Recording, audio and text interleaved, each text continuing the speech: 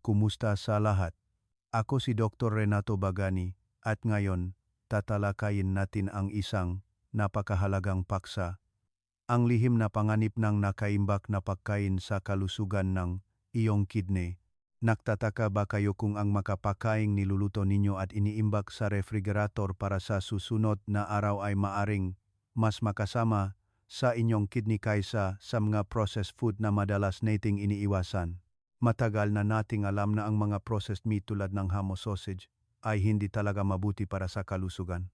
Kaya naman, marami ang pinipiling magluto sa bahay, magluto ngang marami at imbak sa refrigerator para magamit sa loob ngang ilang araw. Sa paniniwalang ito ay parehong nakakatipid at ligtas, ito ay isang napakapopular na ugali, lalo na sa mga nasa edad na at matatanda. Dahil kapag tayo mismo ang naghahanda inigating pagkain, mas panatag tayo sa kalidad at nutrisyon nito. Gayunpaman, may isang bagay na hindi gaanong napapansin ngang lahat. Kapag bata pa ang katawan, epektibo ang kakayahan nitong mag-metabolize at maglabas ngang dumi, kaya ang pagkaing inimba ng ilang araw ay maaring hindi magdulot ng halatang problema. Ngunit habang tumatanda, lalo na kapag nagsisimulang humina ang kidney function, nagbabago rin ang paraan ng pagproseso ng katawan sa mga pagkaing ito. Ang ilang pagkain, matapos imbakin sa refrigerator at paulit-ulit na initin, ay maaring magkaroon ng pagbabago sa komposisyon na lumilihan ng mga elemento na hindi nakakabuti kung regular na ginagamit. Ang makapagbabagong ito ay hindi madaling makitang mata at wala ring malinaw na lasa, kaya madali itong hindi mapansin sa pang-araw-araw na buhay. Ang nakakabahala ay ang kidney ay isang tahimik na organ, hindi nagbibigay ng malinaw na senyales sa simula.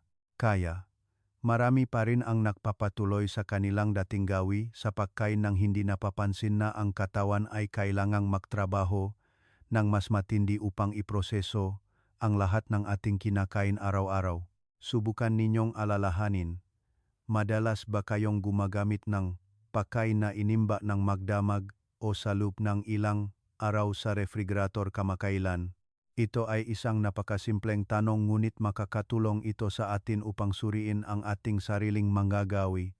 Sa katunayan, nabanggit na rin sa mga dokumento at nutrisyon na ang maling pag-imbak at paggamit ng pagkain ay maaring makaapekto sa kalusugan sa mahabang panahon. Gayunpaman, dahil sa limitadong oras ng konsultasyon, hindi palaging naipapaliwanag ng buo ang impormasyong ito sa bawat tao. Kaya naman, ang pag-unawa at pagbabago mula sa sarili nating kusina ay nagiging napakahalaga. Dahil ang pag-iwas ay mas simple at mas madali kaysa sa pagharap sa problema kapag mayroon ng sakit ang katawan.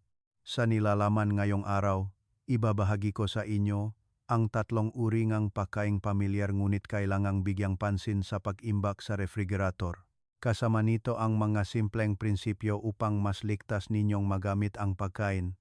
Subukan ninyong sundan hanggang dulo ang impormasyong ito dahil hindi lamang ito makakatulong sa inyo na mas maunawaan ang inyong magawi sa pagkain kundi makakatulong din upang protektahan ang kalusugan ng buong pamilya.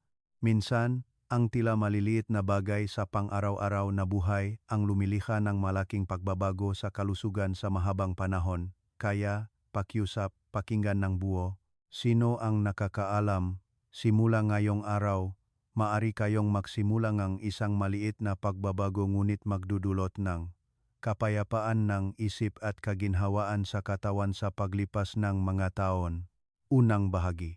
Ang limitasyon ng klinikal na medisina at reseta mula sa kamalayan upang protektahan ang 10% ng kidney function.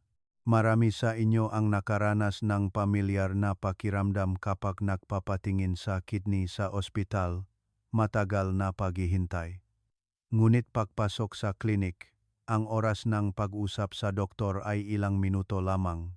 Sa maikling panahong iyon, sino ang sapat na may panahon upang tanungin kayo kung ano ang kinain ninyo kagabi, kung ilang beses nang ininit ang pagkain sa refrigerator, o kung paano tahimik na nakakaapekto sa inyong kidney ang inyong pang-araw-araw na gawi? Ang sagot, kung titingnan ang realidad, napakahirap. Ang modernong sistemang kalusugan ngayon gaano man ka-advance, ay pangunahing nakatuon sa paggamot ng sakit kapag ito ay malinaw na kapaang masukatan, ay lumampas na sa mapanganib na antas, at kapaang katawan ay nagbigay ng malakas na babala. Hindi iyan mali, ngunit ito ay yukto lamang ng pagapulang suno at hindi ang yukto ng proteksyon mula sa ugat. Gusto kong maunawaan ninyo ang isang mahalagang katotohanan. Ang kidney ay may napakataas na kakayahang magtiis, at dahil dito, ito ang nagiging organ na pinakamadaling mapabayaan. Sa maraming kaso, kapag nagsimula kayong makaramdam ng abnormalidad, ang kidney function ay bumaba na ng malaki, maring umabot sa mahigit 70%. Sa puntong iyon, ang medisina ay napipilitang gumamit ng malakas na interbensyon sa pamamagitan gamot at maging ng pamamaraan tulad ng regular dialysis. Ngunit ang nakakalungkot ay kapag narating na ang yuktong ito, halos makapanatili na lamang tayo ngang buhay at wala ng kakayahang ganap na makabangon tulad ng dati. Kaya naman, madalas kong sinasabi sa aking mga pasyenteng matatanda na ang ospital ang tagapagligtas, ngunit ang kusina ang nagpapasya sa kapalaran ng kalusugan. Ang isang mainit na kusina, kung saan pinipili ninyo ang bawat pagkain, bawat paraan ng pagluluto, ang siyang unang klinik at ang inyong pinakamatapat na personal na doktor. Hindi ako narito upang magreseta ng mamahaling gamot, at hindi rin ako nagpapayo na sumailalim kayo sa komplikadong pagsusuri. Ang gusto kong ibahagi ay isang bagay na tila napakasimple ngunit napakalalim. Iyon ay ang kamalayan. Kapag nagbago ang kamalayan, magbabago ang pag-ugali. At kapag nagbago ang pag-ugali, paulit-ulit bawat araw, ang inyong kalusugan ay magbabago sa positibong direksyon. Subukan ninyong isipin, bihira ang sakit na lumilitaw ng biglaan, ito ay resulta ng daan-daan, libu-libong maliliit na gawi na naipon sa paglipas ng mataon, isang mangkok ng sabaw na inimbak magdamag, isang pagkain na paulit-ulit na ininit, ang isang gawi na inaakalang nakakatipid ngunit hindi sinasadyang lumilikha ng kondisyon para sa pagdami ng bakterya at biochemical compounds. Ang maliliit na bagay na iyon, kung paulit-ulit bawat araw, ay parang maliliit na patak ng tubig na tahimik na nagpapaliit sa bato, unti-unting sumisira sa pinong filter membrane ng kidney nang hindi ninyo namamalayan. Sa pananaw ng agam, kapag ang pagkain ay inimbak at muling ginagamit ng hindi wasto, ang mga compound sa loob nito ay maring magbago na lumilika ng mapaminsalang byproducts na nagpapataas ng pasanin sa proseso ng pagsasala ng kidney. Ngunit sa pananaw na pilosopya ng buhay, ito ay may mas malalim na kahulugan. Ang paraan ng pagtrato natin sa ating pagkain ay ang paraan din ng pagtrato natin sa ating katawan. Kaya, ang reseta na gusto kong ibigay sa inyo ay wala sa mga tableta na ibinabenta sa botika, kundi sa araw-araw na pagiging alisto. Iyon ay kapag marunong kayong huminto ng kaunti bago kumain, marunong magtanong tungkol sa pinakmulan at paraan ng paghahanda ng pagkain, marunong pumili ng talagang mabuti para sa katawan sa halip na ang maginhawa o makakatipid lamang sa kasalukuyan. Ang isang maliit na pagbabago sa kamalayan ngayon ay makakatulong sa inyo na maiwasan ang malaking gastos sa medisina sa hinaharap.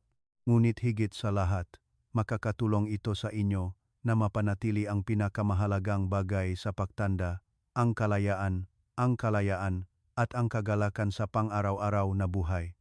At mula rito, gusto kong anyayahan kayong samahan ako upang mas malalim na suriin ang isang napakapraktikal na isyu ngunit madalas na napapabayaan. Ang mga pamilyar na pagkain sa refrigerator na inaakala nating ligtas, tahimik ba itong nagiging kalaban ng kidney?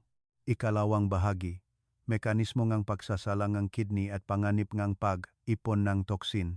Bago tayo lumalim sa bawat partikular na uri ng pagkain, gusto kong huminto kayo sandali upang maunawaan ng malinaw ang isang pangunahing prinsipyo ng katawan. Noon ang sakit ay madalas nagmumula sa kakulangan. Ngunit sa modernong lipunan ngayon, lalo na sa sakit sa kidney, ang problema ay wala na sa kakulangan kundi sa sobra at maling paraan. Mas marami tayong kinakain, mas iba't iba, ngunit kulang sa kaalaman tungkol sa pagpili at pag-imbak ng pagkain. at iyon mismo ang tahimik na lumilihang nakakalason na kapaligiran para sa katawan. Bawat araw sa loob ng inyong katawan ay nagaganap ang milyon-milyong metabolic reactions. Ang mareaksyong ito ay lumilihang madumi at residue na kailangang alisin. Kasabay nito, ang anumang kinakain ninyo ay nagdadala rin ngang maraming iba't ibang sangkap mula sa nutrients hanggang sa mga hindi kanais-nais na compound. Ang lahat ng iyon sa huli ay nagtatapos sa isang lugar lamang upang iproseso.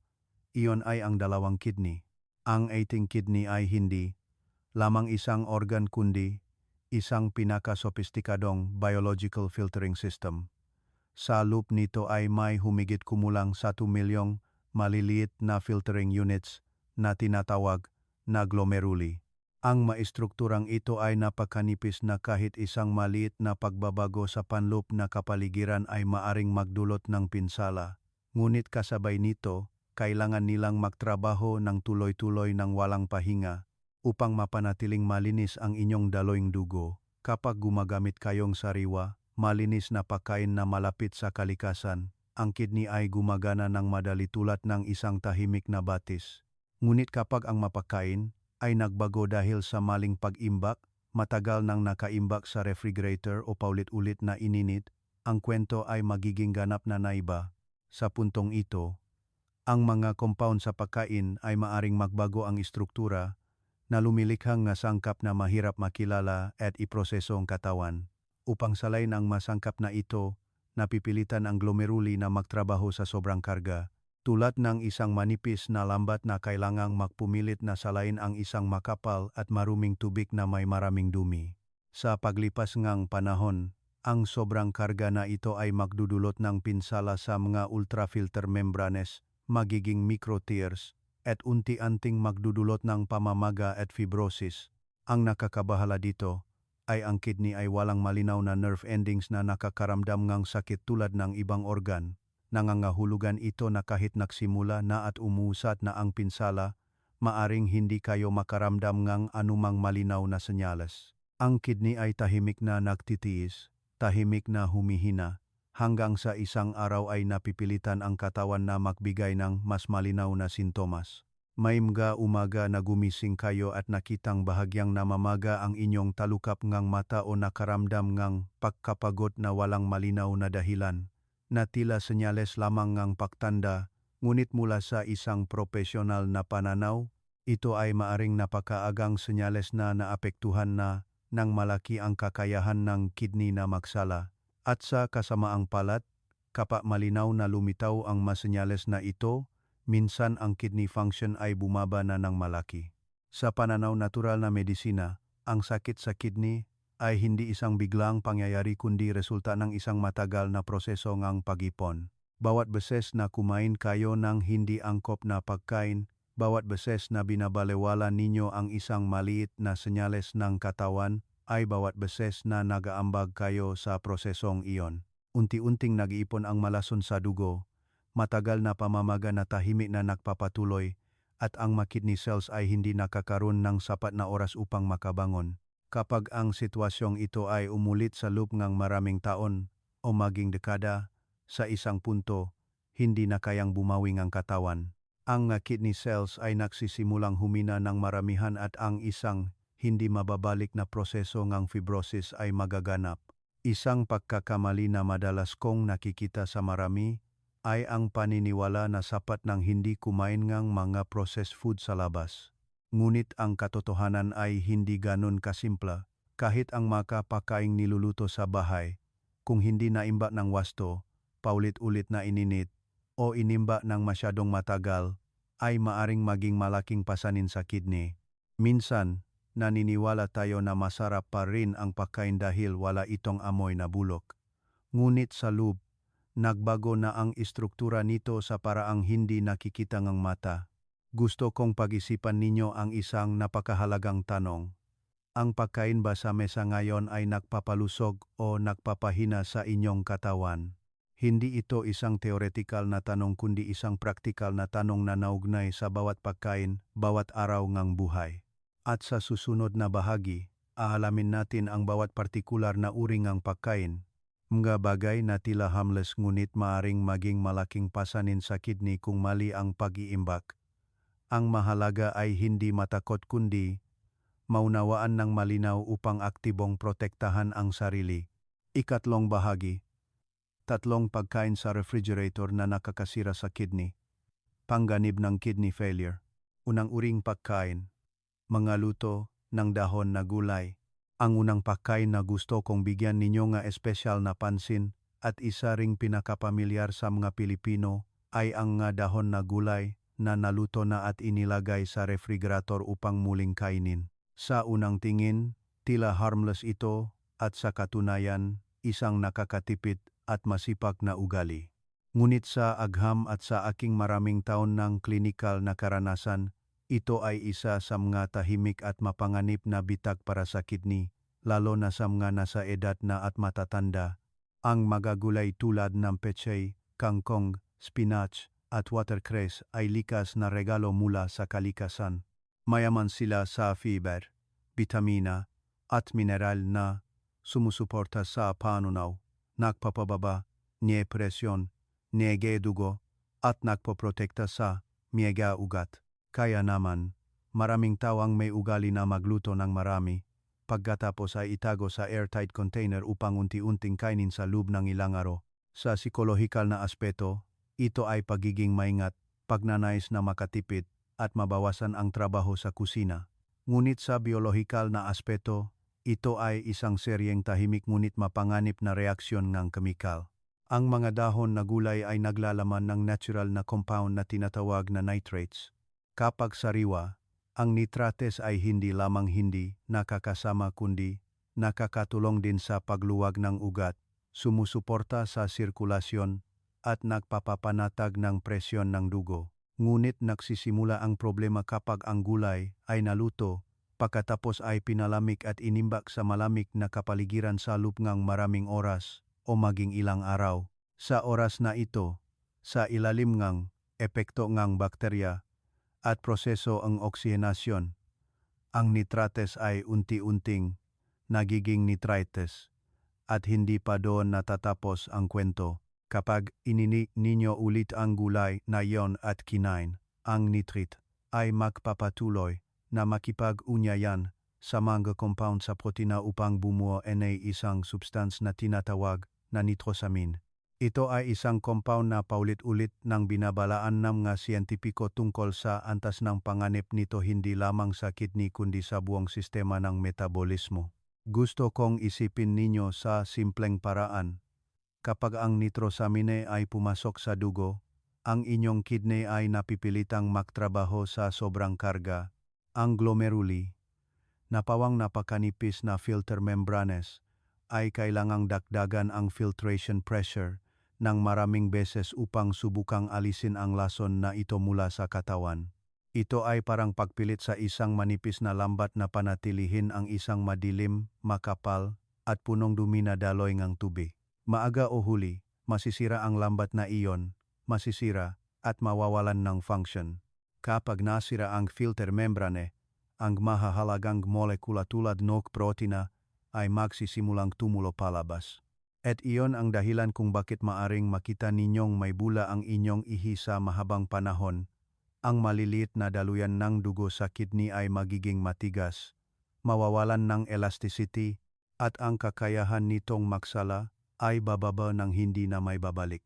Ang pinakamalaking alalahanin ko ay hindi ang komplikadong mekanismong siyentipiko na ito kundi ang katotohanan na lahat ito ay nagsisimula sa isang napakaliit, pang-araw-araw na ugali, isang natirang gulay, isang ideya na kainin ulit bukas upang hindi masayang. Ngunit hindi ninyo alam na naglalagay kayong isa pang bato sa daan patungo sa kidney failure. Sa pilosopiyang buhay, may isang bagay na napakahalaga upang pag-isipan. Ang halagang ang maling pagtitipid ay madalas na mas mahal kaysa sa halagang tamang pagpili mula sa simula. Maaari kayong makatipid ng kaunting pera ngayon, ngunit kung ipagpapalit ito sa kalusugan, lalo na sa kalusugan ng kidney, ang babayaran sa hinaharap ay daan-daan o maging libu-libong beses na mas malaki. Kaya, Ang pinakamalaking tip na gusto kong ibigay sa inyo ay dapat kainin lamang ang nalutong gulay sa isang kainan at pinakamabuting kainin agad habang sariwa at mainit. Kung may natira, itapon na lang, huwag maghinayang. Dahil ang inyong kalusugan ay hindi dapat ipagpalit sa anumang maliit na pagtitipid. Ikalawang uri ng pagkain. Maalat at matamis na inihandang karne at isda. Ang pangalawang pagkain na gusto kong pag-isipan ninyo ay ang makarne at isda na inihanda na may matapang na lasa, maalat at matamis, at pagkatapos ay inimbak sa refrigerator upang unti-unting kainin. Ito ay napakapamilyar na pagkain sa mga hapagkainan ngang Pilipino tulad ngang adobo, sinigang, at piniritong isda na may sasawan. Hindi may kakaila na ang mga pagkain ito ay nakakagana, lalo na kapag humihina ang panlasa sa pagtanda. Kahit kaunting piraso lang ay maaring magpasarap ngang inyong pagkain. Ngunit, sa pananawang medisina at pisyolohiyang kidney, ang mapakaing tila harmless na ito ay lumilihang napakalaking metabolic pressure sa katawan, lalo na sa manasa edad na. Ang panganib ay wala sa mismong karne o isda kundi sa paranang paghahanda at pag-imbak natin sa mga ito. Kapag nagluluto kayo nga adobo o piniprito, upang lumihang matapang na lasa, madalas nating ginagamit ang asukal, toyo, o maging matatamis na sirup. Kapag ang protina sa karne o isda ay pinagsama sa asukal sa mataas na temperatura, nagaganap ang isang reaksyong kemikal na lumilikha nga compound na tinatawag na Advanced Glycation End Products o mas kilala bilang AGS. Ang ito ay masubstance na malakit, mahirap tanggalin, at napakahirap ma-breakdown sa katawan. Kapag ang pagkain ay pinalamig at inimbak sa refrigerator, nagpapatuloy ang proseso ng oksihenasyon. Ang taba ang hayop, mataas na dami ng asin, at ang mga glycation compounds na ito ay magsasama-sama na bumubuo ng isang siksik na substance. Kapag kinain ninyo ulit, lalo na pagkatapos initin, ang compounds na ito ay papasok sa dugo at magiging tunay na pasanin sa circulatory system at sa kidney. Gusto kong isipin ninyo sa madaling paraan. Ang madaluyan ng dugo sa kidney ay parang napakaliit at pinong tubo. Kapag pumasok ang mga malagit na substance tulad ng AGS, didikit sila sa pader ng daluyan, magpapababa ng elasticity, at magdudulot ng matagal na pamamaga. Samantala, ang mataas na daming ng sodium mula sa maalat na pampalasa ay hihilangang tubig sa loob ng daluyan, magpapataas ng presyon, at magdudulot ng sobrang paglambot ng daluyan na ito. Ang kombinasyon ng sugar at salt toxins ay isang double whammy para sa kidney. Hindi lamang nito pinapataas ang presyon ng dugo kundi nagdudulot din ng pagkasira ng sugar metabolism sa dugo. At tulad ng alam ninyo, ang mataas na presyon ng dugo at diabetes ay ang dalawang pangunahing sanhi ng kidney failure. Kaya, ang pagpapanatiling ng ugali na kumain ng maalat at matamis na pagkain na inimbak sa lamig araw-araw ay parang paglalagay ng inyong katawan sa patuloy na mataas na panganib kahit kaunting halaga lang bawat beses. Sa pananaw ng pilosopiya ng buhay, gusto kong ibahagi sa inyo ang isang bagay. Ang anumang masyadong matapang sa panlasa ay madalas na masyadong mabigat para sa katawan. Ang mapakaing nagpapasarap sa atin, kaagad-agad, minsan ay ang mapakaing nagpapabayad sa katawan sa mahabang panahon. Ang mabata ay maring mas makatiis, ngunit sa mga matatanda, ang bawat maliit na pagkakamali sa pagkain ay maring mag-ipon upang maging malaking kahihinatnan. Hindi ko sinasabing kailangan ninyong ganap na tanggalin ang matradisyonal na pagkain ito. Isang espesyal na hapunan, isang family gathering, pagtikim ng kaunti habang sariwa pa at bagong luto, ay hindi malaking problema. Ang mahalaga ay kailangan ninyong itigil ang ugali ng pag-imbak at paulit-ulit na paggamit sa loop ng maraming araw. Ang aking taos-pusong payo ay unahin ang sariwang pagkain, maglutong sapat, bawasan ang alat at tamis, at tingnan ang bawat pagkain hindi lamang para mabusog kundi upang mapanatili ang buhay sa sustainable na paraan. Iyan ang paraan upang protektahan ang inyong kidney sa pinaka-praktikal at pangmatagalang paraan. Ikatlong uring pagkain, mga sereal at buto na may pampalsa. Ang ikatlong pagkain na gusto kong ibahagi sa inyo Sa unang tingin, tila harmless ito, at sa katunayan, itinuturing pa ngang marami bilang health food, ngunit sa katotohanan ay nagtatago ito ngang maraming panganib kung maling gamitin. Iyon ay ang mga pagkain mula sa cereals at buto na may pampaalsa o processed at matagal nang nakaimbak.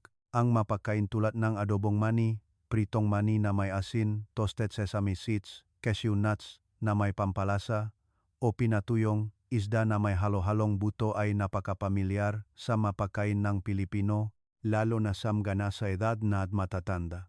Kapag mas nagiging interesado kayo sa kalusugan ng puso at utak, lubos akong sumasang-ayon na ang natural na kalikasan ng mabuto at cereals ay napakahalaga. Naglalaman sila ng maraming unsaturated fatty acids na may kakayahang tumulong sa paglilinis ng pader ng ugat, nagpapabuti ng sirkulasyon ng dugo, at nagbibigay ng sustainable na enerhiya para sa katawan. Ngunit ang mahalaga na hindi napapansin ng marami ay ang halagang pagkain ay hindi lamang nakasalalay sa orihinal nitong kalikasan kundi nakasalalay din ng malaki sa paraan ng paghahanda at pag-imbak. Maraming tao ang may ugali na magprito o mag-adobo ang maraming buto, pagkatapos ay ilagay sa airtight container at imbak sa refrigerator upang unti-unting gamitin sa loob ng maraming araw o maging linggo. Ang kilos na ito ay nagmumula sa pagtitipid at kaginhawaan. Ngunit sa pananaw ng agham, ito ay isang tahimik ngunit mapanganib na pagkakamali. Kapag ang mga buto ay dumaan sa mataas na temperatura sa proseso ang pagprito, nagsisimula ng makbaho ang istruktura naktaba sa loob. Kung pagkatapos ay patuloy itong nakalantad sa hangin o halumigmig sa kapaligiran ng refrigerator, mabilis na mag-oxidize ang mataba na ito o tinatawag na rancidity. Kailangan ninyong maunawaan na kapag ang langis sa buto ay naging rancid, hindi na ito nutrient kundi nagiging isang uring lason na nagdudulot ng pamamaga. Ang mas nakakabahala ay sa mahalumigmig at selyadong kapaligiran. Maaring lumitaw ang maliliit na uring ang amag sa ibabaw ng pagkain ito na hindi nakikitang mata. Ang mga mikrobiyong ito ay gumagawa ang isang napakamapanganib na lason na tinatawag na aflatoxin. Isa sa mga lason na binabalaan ng medisina na may malalim na kaugnayan sa cancer sa atay at pinsala sa kidney. Gusto kong huminto kayo sandali upang mas malalim na pag-isipan. Ang pinakamapanganib ay hindi ang mga bagay na may mapait na lasa o malinaw na masamang amoy kundi ang mga pagkaing mukhang normal pa rin ngunit tahimik nang nagbabago ang kalidad. Ang aflatoxin ay hindi nasisira normal na mataas na temperatura, nangangahulugang kahit iprito o lutuin ninyo ulit, mananatili pa rin ang lason na ito at papasok sa katawan. Kapag nasipsip ang lason na ito, ang atay ang unang organ na kailangang magproseso nito. Ngunit kung ang dami ng lason na naipon ay lumampas sa kakayahan ng atay na mag-detoxify, unti-unting masisira ang mga cells ng atay. At kapag humina ang atay, ang daloying dugo na naglalaman ng hindi na prosesong lason ay patuloy na bababa sa kidney, ang huling filtering organ ng katawan. Ito ang oras na nagaganap ang tinatawag na medisina na koneksyon sa atay at kidney. Nangangahulugan ito na kapag sobrang karga ang atay, ang kidney ang magsasuffer sa kahihinatnan. Parang isang dalawang layer na sistemang proteksyon. Kung masira ang unang layer, ang pangalawang layer ay direktang aatakihin ng maraming beses na mas matindi ang presyon. Sa paglipas ng panahon, ang glomeruli, ang napakaliit at pinong filtering units, ay masisira, magkakaroon ng pamamaga at fibrosis na magdudulot ng hindi na mababaling pagbabaeng function. Nakakita na akong maraming kaso sa realidad. Mataong laging naniniwala na sila ay malusog kumain, hindi kumakain ng fast food, hindi umiinom soft drinks, ngunit pinapanatili ang ugaling ang pagkain ng inihaw na mani na matagal nang nakaimba. At ang ugaling iyon na inaakalang mabuti para sa kalusugan ay naging sanhing pinsala sa atay at kidney nang hindi nila namamalayan. Kaya, ang aking taos-pusong payo sa inyo ay bumalik sa pagiging simple at natural. Kung gusto ninyong gumamit ng mga buto, pumili ng sariwang buto na hindi pa naproseso o kung inihaw man, gumawa lamang ng kaunting halaga na sapat para sa maikling panahon, iwasan ng husto ang matagal na pag-imbak, lalo na sa mahalumigmig o hindi airtight na kapaligiran. Kung sa refrigerator ninyo ngayon ay mayroon pang mga container ng pagkain na matagal nang nakaimba, lalo na ang ma-processed beans at nuts, umaasa akong makaroon kayo ng sapat na determinasyon upang alisin ang mga ito. Hindi ito paukilos na pagtatapon na pagkain kundi paukilos na pauprotekta sa sarili. Ika-4 na bahagi, mga mapanganib na senyales ngang pahingi ngang tulong mula sa katawan. Pagkatapos ninyong aktibong alisin ang 3 grupo ngang potensyal na mapanganib na pagkain mula sa inyong kusina, ang susunod na hakbang na hindi gaanong mahalaga ay ang matutong makinig sa inyong katawan.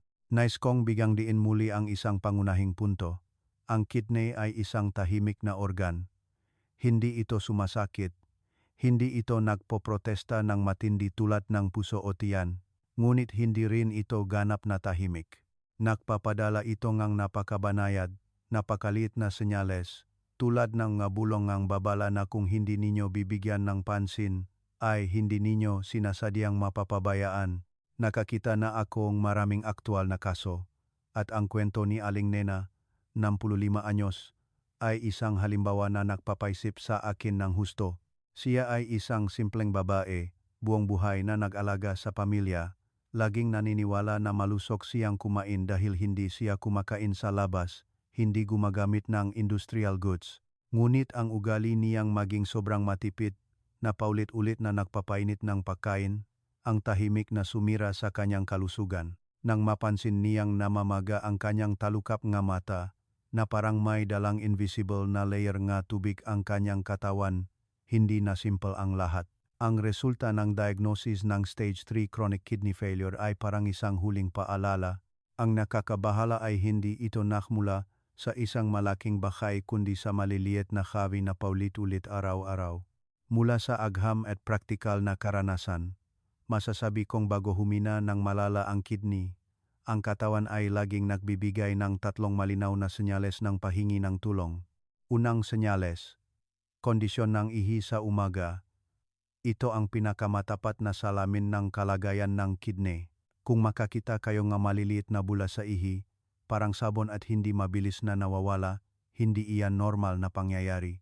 Sa medisina, ito ay senyales ng proteinuria, ibig sabihin, ang protina, isang mahalagang substance na dapat manatili sa dugo, ay tumutulo palabas. Nangyayari lamang ito kapag nasira ang glomerular filtration membrane. Madalas kong sinasabi sa mga pasyente na ang isang maliit na bulang tubig ngayon ay maaring isang malaking, butas-bukas kung patuloy ninyong babalewalain. Ikalawang senyales, pamamagang mukha, talukap ng mata, o bukong-bukong. Hindi lamang ito senyales ng pagkapagod o kakulangan sa tulog tulad ng iniisip ngang marami. Kapag humina ang kidney, bumababa ang kakayahan nitong maglabas ng sodium at tubig. Napipilitan ang katawan na panatilihin ang tubig bilang isang paraan ng pagprotekta sa sarili. Ngunit ang pagpapanatili na ito ang lumilikha ng tahimik na presyon sa buong circulatory system. Sa umaga, nakikita ninyong namamaga ang inyong talukap ngang mata. Sa hapon, nakikita ninyong may bakas ang inyong bukong-bukong kapag pinindot. Ito ay senyales na ang katawan ay sobrang karga at ang kidney ay pagod na. Ikatlong senyales, matagal na pagkapagod, pagiging maliksi na walang malinaw na dahilan. Ito ang senyales na pinakamadaling mapabayaan dahil iniisip ngang marami na ito ay dahil sa pagtanda. Ngunit ang totoo ay kapag hindi na epektibong nalilinis ang kidney ang dugo, ang malason tulad ng nitrogenous waste at acids ay mag-ipon sa katawan. Ang substance na ito ay direktang nakakaapekto sa utak at kalamnan na nagdudulot ng pagkapagod, pagkawala ng enerhiya, pagkawala ng gana sa pagkain, at maging pagduduwal. Hindi ito ordinaryong pagkapagod kundi pagkapagod mula sa loob ng cells. Huwag na huwag ninyong balewalain ang senyales na ito. Bukas ang umaga, tingnan ang inyong ihi at mukha. Kung ipinapangako ninyong gagawin ito, isulat ang salitang desidido sa seksyon ang komento. Ang determinasyon sa isang salita lamang na desidido ay magiging matibay na panangga na magpoprotekta sa inyo mula sa takot sa dialysis room. Ikalimang bahagi. Paglutas sa mga maling paniniwala tungkol sa tradisyonal na pagkain. Pagkatapos ninyong simulan ang pagbibigay pansin sa mga tahimik na babalang katawan, ang susunod na mahalagang hakbang ay ang suriin ang mga paniniwala na pinaniniwalaan natin sa loob ngang maraming dekada. May mga bagay na tila napakapamilyar, napakatama sa kultura ngang pagkain.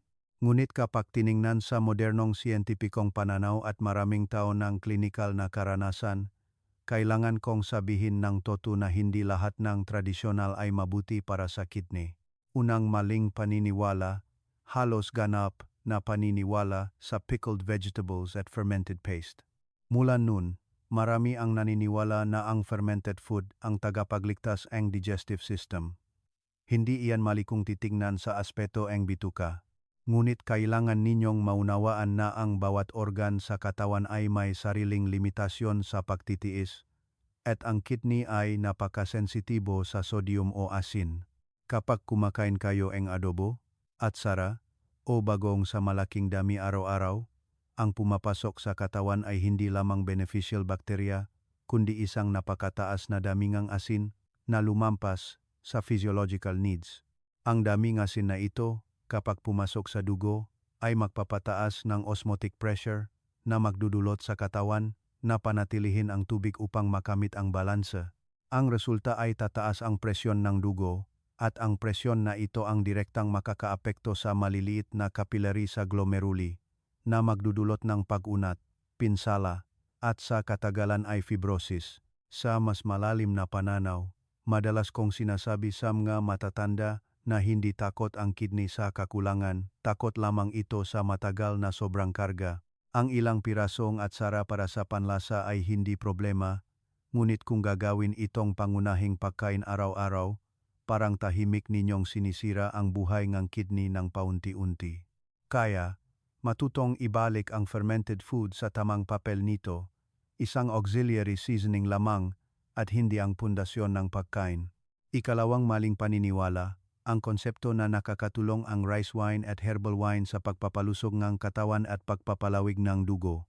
Ito ay isang paniniwala na malalim nang nakaukit sa maraming henerasyon, lalo na sa manasa edad na at matatanda. Ngunit sa pananaw ng pisyolohiya, kailangan kong linawin na ang alcohol ay hindi nutrient kundi isang substance na may malakas na diuretic at dehydrating effect. Kapag umiinom kayo ng ala, ang katawan ay pinasisigla na patuloy na maglabas ng tubig sa pamamagitan kidney. Dahil dito, bumababa ang dami ang tubig sa dugo habang ang mga waste products, acids, at toxins ay nagiging mas puro. Isipin ninyo ang inyong kidney na parang isang ilog na nangangailangan ng tubig upang hugasan ang basura. Ngunit kapag regular na umiinom ng ala, unti-anting naubusan ng tubig ang ilog na iyon at napipilitan ang kidney na magsalang lason sa kondisyon ng pagkatuyo, parang nagtatrabaho sa isang kapaligiran na kulang sa mga kondisyon para sa buhay. Sa katagalan, ito ay magpapataas, nega panganib, nega pagbuo, nega bato, impeksyon, at pinsala sa mga daluyan nega dugo sa kidney.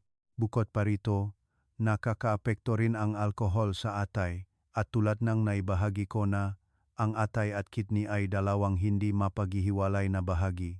Kapag humina ang atay, kailangan ng kidney na dalhin ang karagdagang gawain, at magsisimula ang isang paghina. Mula sa aking karanasan, maraming kasungang pagbabang kidney function sa mga matatanda ay hindi nakmula sa sobrang komplikadong sakit kundi nakmula sa mga ugali na inaakalang mabuti ngunit nakakasama na paulit-ulit araw-araw. Ang isang maliit na baso nga alak ngayon ay maaring hindi magdulot ng problema, ngunit kung ito ay magiging isang ugali na matagal ng panahon, hindi maliit ang babayaran. Ika-6 na bahagi, 3 natural na tagapagligtas para sa kidney. Pagkatapos ninyong maunawaan ng malinaw ang mga bagay na dapat iwasan at nagsimulang ayusin ang inyong manggagawi sa pamumuhay, ang susunod na tanong na maraming tao ang nagtatanong ay, kaya, ano ang dapat nating aktibong idagdag upang natural at sustainably na suportahan ang pagaling ng kidney? Nais kong ibahagi sa inyo na hindi kailangan ng katawan ng taong maraming komplikadong bagay. Minsan, ang tunay na tagapagligtas ay nagmumula sa pinakasimpleng, pinakamalapit na bagay sa pang-araw-araw na buhay. Unang dakilang tagapagligtas, pinainit na purified water. Sa loob ng maraming taon ng pagtatrabaho sa mga matatanda, napansin ko na mayroong isang gamot na lahat ay mayroon ng gunit kakaunti ang gumagamit ng tama, iyon ay tubig. Ngunit hindi ito tungkol sa pag-inom ng sapat na dami sa isang mekanikal na paraan kundi ang pag-inom sa tamang oras, sa tamang temperatura, at sa tamang paraan. Ang isang baso ng mainit na tubig sa umaga, pagising pa lamang, ay iniinom ng dahan-dahan, nang hindi nagmamadali, ang pinakamadaling paraan upang i-activate ang sistema eng paglabas eng dumi eng kidney pagkatapos eng mahabang gabi eng pahinga. Sa biolohikal na pananaw, kapag ang katawan ay bagong gising, ang dugo ay medyo puro. Ang mga dumi na naipon pagkatapos ng metabolic process sa gabi ay nananatili pa rin. Sa oras na ito, ang mainit na tubig ay parang isang maliit na batis na dumadaloy sa bawat daluyan ng dugo na tumutulong na tunawin at hugasan ang mga microresidue na nakakapit sa glomeruli. Madalas kong inihahambing ito sa pahuhugas ninyong inyong filter bawat umaga sa halip na hayaan itong magtrabaho sa sobrang karga. Walang gamot ang makakapalit sa simpleng ngunit malalim na ugali na ito. Ikalawang tagapagligtas, black beans. Sa parehong modernong medisina at tradisyonal na medisina, ang mga pagkaing itim ang kulay ay laging pinahalagahan sa pagsuporta sa kidney function. Ang black beans ay hindi lamang isang simpleng pagkain kundi isang mahalagang pinakmulan ng nutrients na mayaman sa antioxidants, lalo na ang anthocyanins. Ang compounds na ito ay may kakayahang tumulong na bawasan ang pamamaga, protektahan ang daluyan ng dugo, at suportahan ang paglilinis ng daloy ng dugo. Gayunpaman, ang mahalaga ay nasa paraan ng paggamit. Kung lulutuin ninyo ang black beans ng maalat, magdaragdag ng asukal at asin, ang benepisyo ay halos mababala. Sa halip, dapat kayong magluto ng kanin na may black beans o magluto ng malabnaw na black bean water, inumin ng walang alat upang lubos na masipsip ng katawan ang natural na esensya. Lagi kong ipinapayo na ang mabuting pagkain ay hindi nasa pagiging komplikado kundi sa pagpapanatiling orihinal nitong kalikasan. Kapag kumakain kayo sa simpleng paraan, ganap na tatanggapin ng katawan. Ikatlong tagapagligtas, mga natural na diuretic na pagkain tulad ng pipino at pakwan. Ito ay mga pamilyar na pagkain. Madaling mahanap ngunit napakalaki ang halaga para sa excretory system. Ang espesyal na katangian nila ay ang mataas na nilalaman ng tubig na sinamahan ng natural na potassium na tumutulong sa katawan na kontrolin ang balanse ng tubig at electrolytes sa isang banayad na paraan. Hindi tulad ang chemical diuretics na maring magdulot ang biglang kawalan ang balanse. Ang mapakaing ito ay gumagana bilang tahimik na taga-suporta na tumutulong sa kidney na ilabas ang labis na sodium at waste products sa isang unti-unti, matatag, at ligtas na paraan. Para sa mga madalas na namamaga ang paa at pakiramdam na mabigat ang katawan, ang pagdaragdag ng sariwang pipino sa pang-araw-araw na pagkain ay hindi lamang nakakatulong. Nabawasan ang pag-iipon ng tubig kundi lumilikha din ng pakiramdam nga kaginhawaan sa katawan.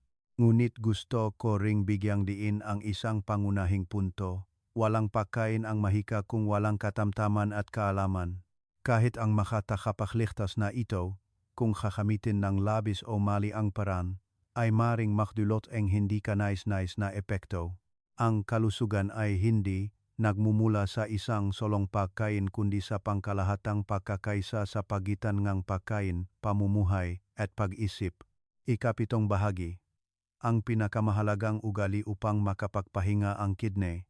Kahit anong piliin ninyong pinakamahusay na pagkain, umiinom ng tubig sa tamang paraan, o nakdaragdag ng mahahalagang nutrients, Kung hindi ninyo babaguhin ang pangunahing ugali na ito, ang lahat ng pagsisikap na iyon ay madaling maging hindi kumpleto. Ang ugali na gusto kong pag-usapan ay ang patuloy na pagkain sa buong araw nang hindi nagbibigay ng pagkakataon sa katawan na makapagpahinga ng totu. Marami, lalo na sa mga nasa edad na at matatanda, ang madalas na nag-isip na mas maraming maliliit na pagkain ang kinakain, mas malakas sila, na ang tumatandang katawan ay nangangailangan ng patuloy na enerhiya, ngunit sa modernong siyentipikong pananaw, ito ay hindi sinasadyang naglalagay sa katawan sa isang estado ng walang humpay na pagtatrabaho, lalo na sa digestive system at kidney. Kapag kumakain kayo mula umaga hanggang gabi at maging ang pagmerienda sa gabi, ang katawan ay halos walang panahon upang huminto at lumipat sa self-repair mode. Gusto kong maunawaan ninyo ang isang napakahalagang mekanismo ng katawan na tinatawag na autophagy. Ito ay isang kahangahangang biological process kung saan automatikong nililinis ng katawan ang malumang, sirang cells at nagre-regenerate ng mas malusog na bagong cells. Ngunit ang kondisyon para ma-activate ang mekanismong ito ay napakasimple ngunit napakahirap para sa marami. Iyon ay kapag ang katawan ay hindi tumatanggap ng karagdagang pagkain sa loob ng sapat na mahabang panahon. Kapag bagong tapos kayong kumain, bibigyan ng prioridad ng katawan ang lahat ng enerhiya para sa panunaw, pagsipsip, at metabolismo ng nutrients. Sa oras na iyon, ang proseso ng self-healing ay halos huminto. Ngunit kapag ang tiyan ay walang laman, ang katawan ay lilipat sa ibang estado. Isang estado na madalas kong tinatawag na internal organ maintenance mode. Sa estado na ito, ang kidney ay may pagkakataon na bawasan ang filtration pressure. Ang mga cells ay may oras upang makabangon mula sa micro-injuries at ang buong biological system ay nagsisimulang mag-rebalance. Madalas kong ibinabahagi sa aking mga pasyente na ang pakiramdam ng kaunting gutom ay hindi senyales ng kahinaan kundi senyales na ang katawan ay pumapasok sa proseso ng pagaling. Ang tunog ng kumukulong tiyan na marami ang nakakaramdam ng hindi comfortable ay sa katunayan isang positibong senyales na ang digestive system ay nagpapahinga at ang internal organs, kasama ang kidney, ay may pagkakataon na makabangon. Ang ugali na ipinapayo kong itatag ninyo ay panatilihing walang laman ang tiyan ng hindi bababa sa 12 oras mula pagkatapos ng hapunan hanggang sa almusal kinabukasan. Hindi ito nangangahulugang kailangan ninyong mag-fasting ng mahigpit kundi ang kumain ng hapunan ng mas maaga at ganap na iwasan ang pagkain sa gabi.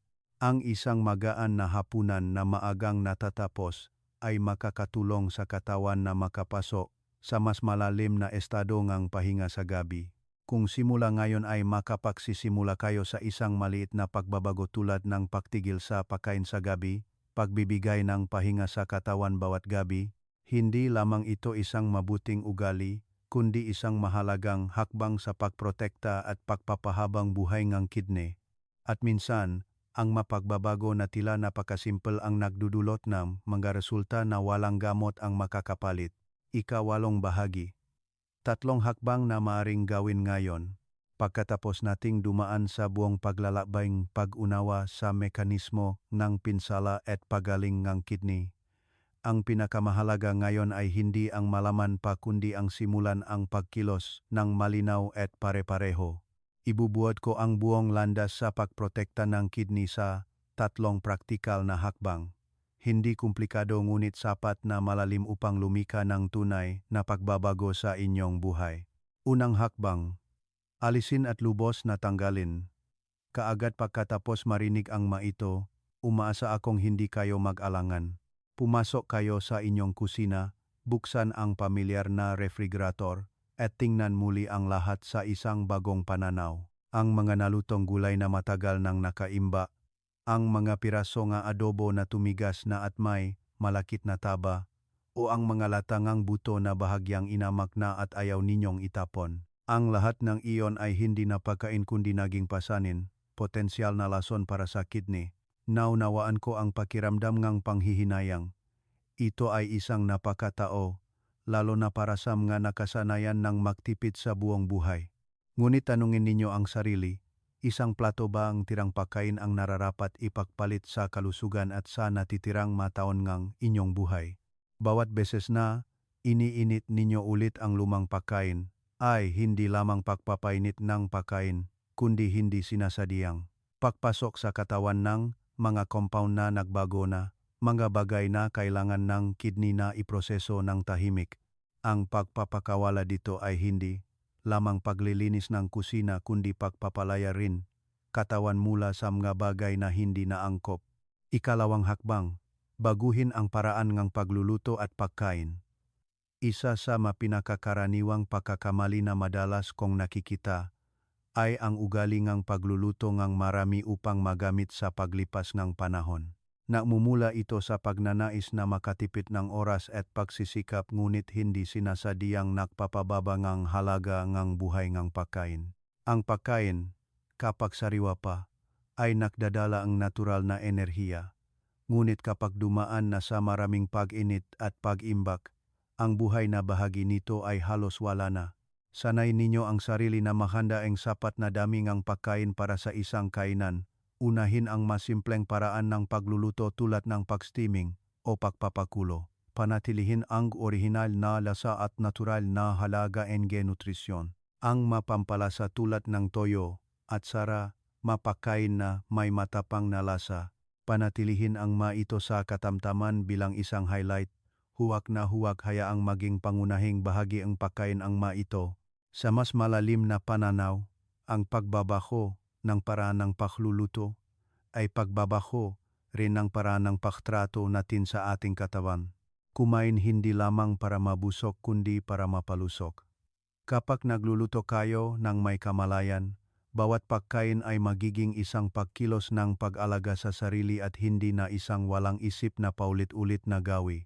Ikatlong hakbang, magdagdag, tagapagligtas, at magbigay, tunay na pahinga. Bawat umaga pagising pa lamang, simulan ang araw sa isang baso ngang mainit na tubig. Inumin ng dahan-dahan na parang isang banayad na ritual upang gisingin ang katawan. Sa pang-araw-araw na pagkain, maaari kayong magdagdag ng mga natural na pagkain tulad ng black beans, pipino, mga bagay na hindi mahal ngunit may malaking halaga sa pagsuporta sa kidney sa matagal na panahon. Ngunit higit sa lahat, ang pinakamahalaga ay bigyan ng tunay na pahinga ang katawan, gumawa ng agwat ng hindi bababa sa 12 oras sa pagitan ng hapunan at almusal kinabukasan. Hindi lamang ito isang prinsipyong pagkain kundi isang paraan upang i-activate ang mekanismo ng autophagy na tumutulong sa katawan na linisin, ayusin, at i-regenerate ang sarili mula sa loob.